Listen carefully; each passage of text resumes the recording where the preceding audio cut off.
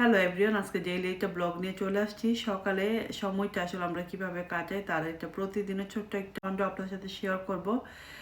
সকালে ভিডিও আসলে আমার ফুল ভিডিও দিতে গেলে অনেক বড় হয়ে যায়, আর আমি ওরকম ভিউ এখন পাচ্ছি না। তো এত কষ্ট করার আমার এখন দরকার মনে হচ্ছে না। ভাবলাম যে ছোট ছোট করে ভিডিও দিব, তো 3-4-5 মিনিটের ভিতরে শেষ করে ফেলবো।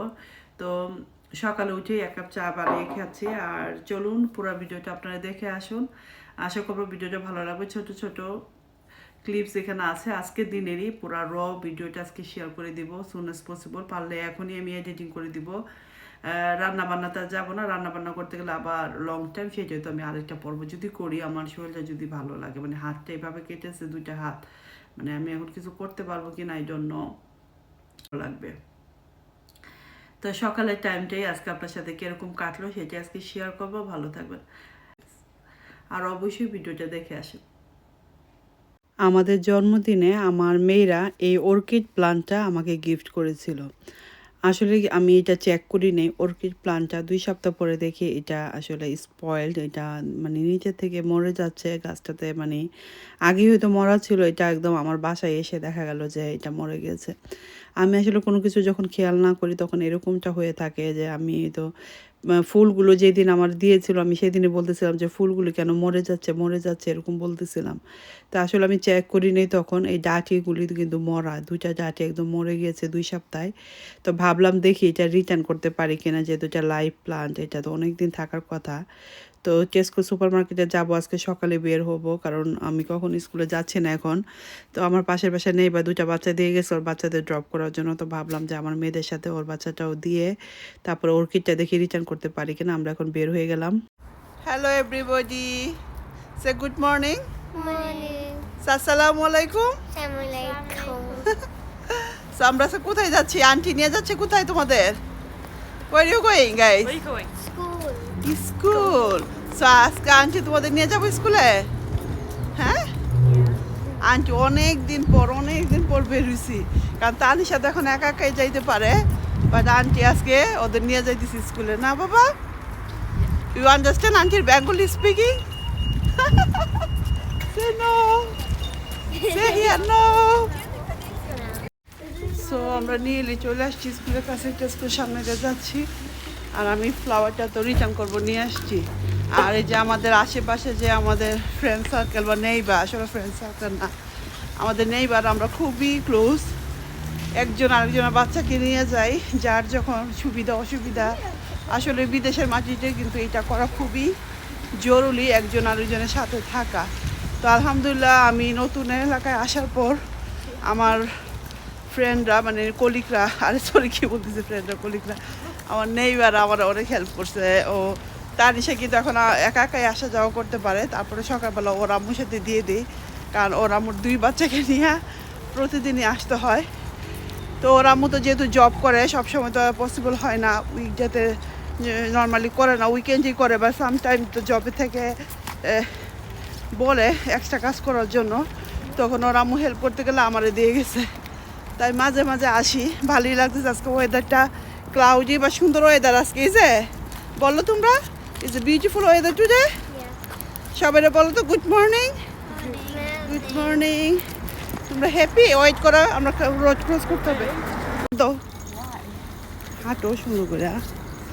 সো আমরা একদম শর্টকাট চলে আসছি আমাদের এইখান দিয়ে, এই যে এখান থেকে রাস্তা হয়েছে পার্কের উপর দিয়ে, আমরা শর্টকাট চলে আসি। তো ওই যে স্কুল, স্কুলের সামনে। তো আজকে আপনাদের সাথে একটা ডেইলি ব্লগ শেয়ার করব।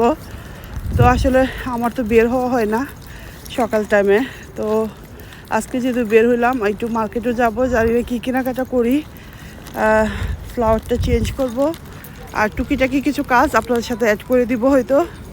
তো ওয়াচ করতে থাকুন। Thank you for watching everybody, যারা যারা আমার ভিডিও দেখছেন, কমেন্ট করছেন, সবাইকে অসংখ্য ধন্যবাদ। সো চলে আসলাম ওই যে পার্ক, বাচ্চাদের একদম সকাল উঠে ছোটো ছোটো বাচ্চারা খেলার জন্য অস্থির হয়ে যায়। You want to go park aunty? Yeah. Okay go, we have 2 minutes left. Okay, only 2 minutes. দেখেন গো, ওরা খুব এক্সাইটিং পার্কে যাওয়ার জন্য বাচ্চারা। আমরা কিন্তু একটা সময় এরকম ছিল, পার্কে যাওয়ার জন্য একদম অস্থির হয়ে থাকতাম। ছোট্ট একটা স্কুলের সামনে পার্ক আর সামনে ওই যে গেট। আর আমাদের তানির সাথে খেলবে না, ও ওদের সাথে হেল্প করবে। আমি একটু বসে নিই, টায়ার্ড লাগতেছে, 2-3 মিনিট সময় আছে, তো আমি এখানে একটু সিট করি, পরবর্তীতে আপনার সাথে জয়েন হচ্ছি। ওরা ওদেরকে পার্কে দিলে খেলতে ওরা আসতে ইচ্ছা না। Good morning Anita, you okay? কই ওরা কই? Come in aunty, gate open. Maisa come. কিছু কিছু বাচ্চারা এমটি হয়ে গেছে, কিছু কিছু বাচ্চারা আসতে চায় না, মারা চিল্লাইতেছে, দেখেন আসতেই চায় না। Why you coming that way? Gate open হয়ে গেছে, বাচ্চারা আসতেই চাইতেছে না। ঠান্ডা পড়ে গেছে, দেখেন সবাই মোটা মোটা জ্যাকেট। হাই বান্ধবী, hi hi hi Fatema, you good? অনেকদিন পর সকালে বের হলাম, সবার সাথে দেখা হলো, ভালোই লাগলো। চলে আসলাম টেস্কোতে। আর এই প্ল্যানটা আমার ভালো লাগতেছিল, এটা একদম গ্রিন আর ব্যাক সাইডটা একদম ভেলভেট টেক্সচার, পার্পল কালার, আমার একদম খুব ভালো লাগছে। এবং 10 পাউন্ড ছিল, আর বাস্কেটটাও সুন্দর ছিল। আর সকাল সকাল এসেছি, ফুলের বাস্কেট সব কিছু এমটি। আর এখানে যে অর্কিডগুলো টপ ছাড়া ছিল 7 পাউন্ড, আর টপওয়ালা ছিল আপনার 10 পাউন্ড। তো অর্কিডের কালার আর অর্কিড একটাও আমার কাছে মানে পছন্দ হয় নাই। যদি আমি রিটার্ন করতে পারি তাহলে কোন প্ল্যানটা নিব একটু মাথায় রাখতে হয়। দেওয়ার আগে যদি রিটার্ন অনেক সময় করে দেয়, আবার অনেক সময় করে দেয় না। যদি আমি লাকি হয় তাহলে হয়তো পাবো, আর আনলাকি হলে তো কোনো কিছু করার নেই। তারপরও চেষ্টা করে দেখি। আর আমার কাছে তো সবসময় পিচ লিলিটা ভালো লাগে, এটা লং লাস্টিং করে। এবং আমার এই যে লিলি ফ্লাওয়ার, ইনডোর লিলি ফ্লাওয়ারগুলো চলে আসছে, এগুলি 12 পাউন্ড করেছিল। এই ফ্লাওয়ারগুলি স্মেল যা ছিল বলার বাইরে।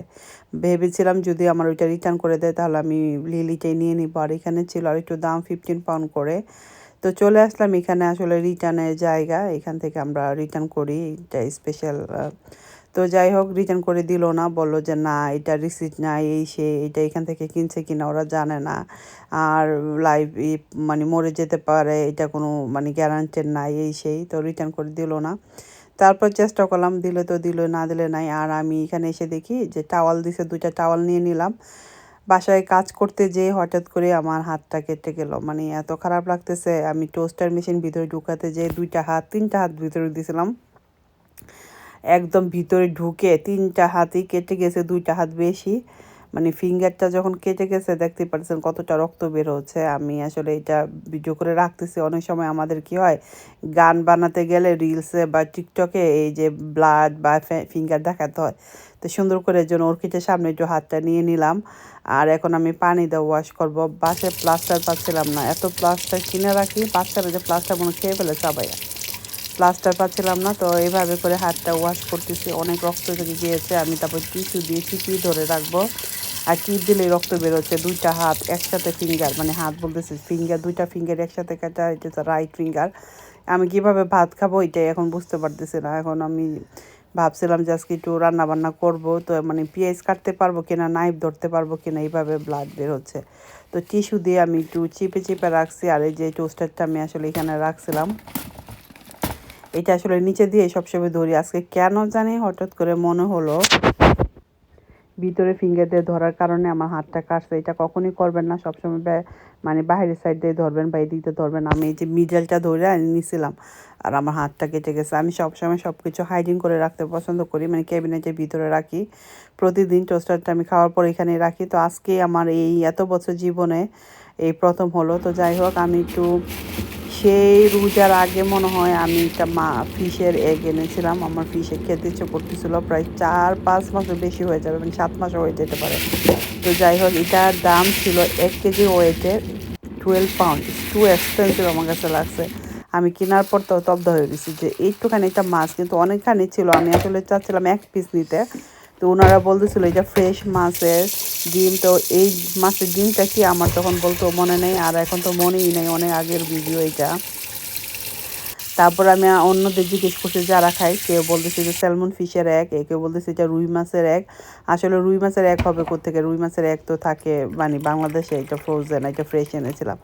যাই হোক, একটু মেথির পানি করে নিলাম। মেথির পানিটা ঠান্ডা হয়ে গেছে, এর জন্য একটু গরম পানি অ্যাড করে লেবুর রস দিয়ে এখন ডাইনিং টেবিলে বসে এটা কাজ করব আর খেতে থাকবো যতক্ষণ না কাজ শেষ হয়। আর আমার আজকে চাচ্ছিলাম যে প্লান্টগুলোকে একটু মাটি দিব, অনেক দিন ধরে মাটি দেওয়া হচ্ছে না, এই প্লান্টটা আমি মাটি দিব। কিন্তু হাতটা কেটে সব কিছুই। আর বাংলাদেশ থেকে আমার শাশুড়ি চাল দিয়ে দিয়েছিল, লাল চাল। এটা দেখি ছোট ছোট কিরার মতো হয়েছে। তো এটা আমি ঢেলে রোদ্রে দিয়ে রাখছি, আর আজকে ক্লাউডি 2 দিন ধরে দিয়ে রাখছি, অনেকটা কমে গিয়েছে। তো ঘরে নিয়ে আসলাম, তো ওইটাকে ভালো করে কষলিয়ে যায় না, পিঠা বানানো যাবে কিনা, তারপর ফোন দিব মারে বা শাশুড়িরে খাওয়া যাবে কিনা। আর এই যে আমার এই যে রিটার্ন করতে পারিনি গাছটা নিয়ে আসলাম, আর 2টা টাওয়াল নিয়ে আসছি। টাওয়াল 2টা আনছি আমার টয়লেটের জন্য, 2টা সুন্দর কালার, এগুলি 5 পাউন্ড করে ছিল, 250 করে আনলাম। তো 2টা আমি 5 পাউন্ড এনেছি, এটা ভালো কোয়ালিটিরই। আর এটা আমি বাথরুমে ইউজ করার জন্য 2টা কালার নিয়েছি আমার। আর অর্কিডটাও খুলে নিব, আর হাতটার জন্য মানে ভালো লাগতেছে না। তো যাই হোক, একটু এইটা এই পারফিউমটা মানে সেন্টটা এটা আমি এখানে দিয়ে দিব। এখানে যেহেতু ডাইনিং রুম, এখন আমার শীতের দিন আসলে এই সেন্টগুলো আমার খুব ভালো লাগে, খুব বেশি ইউজ করি। করিডোরের সামনে এইখানে আপনার ভাইয়া রাত্রে নিয়ে এসে লাগিয়ে রেখেছে, এটা ঢুকাইনি, তো আমি এখন ঢুকালাম। আর এটা হলো আমার এই বার্থডে ক্যান্ডেলের সেটটা দিয়ে আমি এখন ডাইনিং টেবিলের এই যে ডিসপ্লেটা সুন্দর করে ডিসপ্লে করে নিলাম। একটু পথ প্লান্ট রাখলাম, ফ্রেশ প্লান্ট। আর হলো এই যে ক্যান্ডেলের এটা, এটা আমার খুবই পছন্দের। আমার বাচ্চাদের বলেছিলাম যে এটা আমাকে গিফট করতে পারো তোমরা।